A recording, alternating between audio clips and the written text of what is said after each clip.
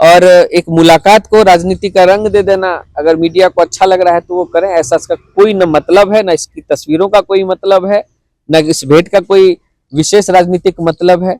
जहां तक शकील अहमद जी के यहाँ आपने जाना ही कि बहुत ही दुर्भाग्यपूर्ण घटना हुई है और उस समय सर यहाँ मौजूद नहीं थे, तो पटना आते ही उन्होंने जाकर उनसे मुलाकात की और उन्होंने अपनी संवेदनाएं व्यक्त की और वहां पर कोई भेंट नहीं हुई है उनका। वो पहले आए हुए थे, इनके बाद में वहां पहुंचे हैं, इनके पहुंचने से पहले ही संभवतः वो निकल भी गए, वहां कोई भेंट वेट नहीं हुई है। नमस्कार, आप देख रहे हैं सिटी पोस्ट और मैं हूं अभिषेक मिश्रा। देखिए, बिहार के राजनीतिक गलियारों में कल के घटनाक्रम की बहुत चर्चा है।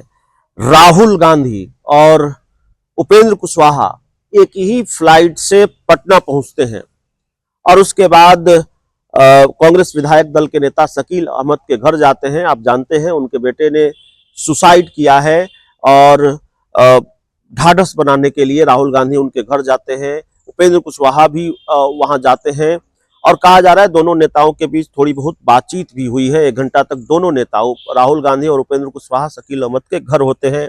एक ही फ्लाइट से पटना पहुंचना। सवाल यह है कि राजनीति में ये बिहार की राजनीति में ये संयोग हो रहा है, प्रयोग हो रहा है और राजनीति में बिना राजनीति के तो कुछ होता नहीं है। चुनावी साल में इस तरह के घटनाक्रम होंगे तो जाहिर तौर पर सवाल उठेंगे, चर्चाएं तो होंगी।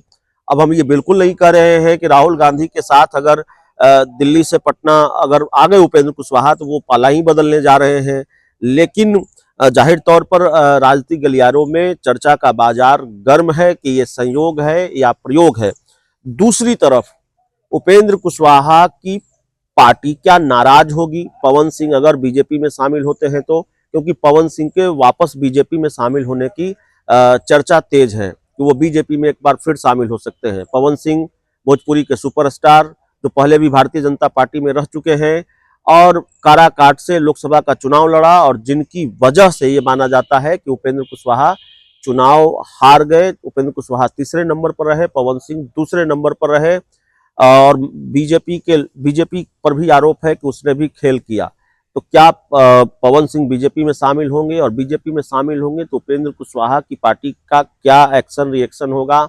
देखिए क्या कह रहे हैं आरएलएम के जो प्रवक्ता हैं नितिन भारती। ये पूरा विषय जो है वो एक तरह से कह लीजिए कि कंफ्यूजन क्रिएट किया गया है और मैं उन तमाम मीडिया के अपने बंधुओं को इस बात की बधाई देता हूं कि कंफ्यूजन क्रिएट करने में वो उन लोगों की महारत हासिल है और उस पर मुझे कुछ कहना नहीं है। लेकिन जो सच आपने पूछा है तो सच की बात सामने आनी चाहिए।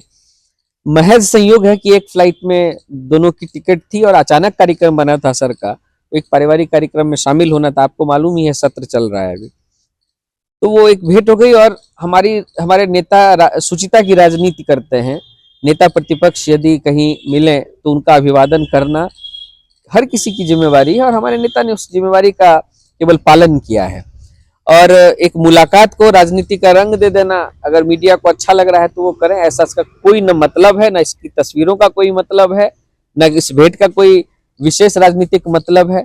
जहां तक शकील अहमद जी के यहाँ आपने जाना ही कि बहुत ही दुर्भाग्यपूर्ण घटना हुई है और उस समय सर यहाँ मौजूद नहीं थे, तो पटना आते ही उन्होंने जाकर उनसे मुलाकात की और उन्होंने अपनी संवेदनाएं व्यक्त की और वहां पर कोई भेंट नहीं हुई है उनका। वो पहले आए हुए थे, इनके बाद में वहां पहुंचे हैं, इनके पहुंचने से पहले ही संभवतः वो निकल भी गए, वहां कोई भेंट वेट नहीं हुई है। नहीं, पवन सिंह बीजेपी में शामिल होने की चर्चा है कि बीजेपी में शामिल हो सकते हैं। आपकी पार्टी को कोई आपत्ति होगी जो शामिल होते हैं तो? देखिए, मुझे ऐसा लगता है कि इन एंटीसिपेशन जो घटना घटी ना हो उसके विषय में बात करना, मुझे लगता है कि ऐसी कोई बात सामने आ जाएगी तो आपको पूरी प्रतिक्रिया मेरी तरफ से मिलेगी और कोई दे ना दे मैं निश्चित रूप से आपके कैमरे के सामने आकर प्रतिक्रिया दूंगा। पवन सिंह को लेकर अभी आप कुछ बोला नहीं चाहते? नहीं, वो विषय ही नहीं है ना। वो सामने कोई विषय आए तो आपने देखा जब वो सामने आए थे तो मैंने क्या क्या कहा था और किस किस तरह से कहा था। हमारी प्रतिक्रिया की कोई कमी आपको नहीं रहेगी, उस समय निश्चित रूप से प्रतिक्रिया मिलेगी।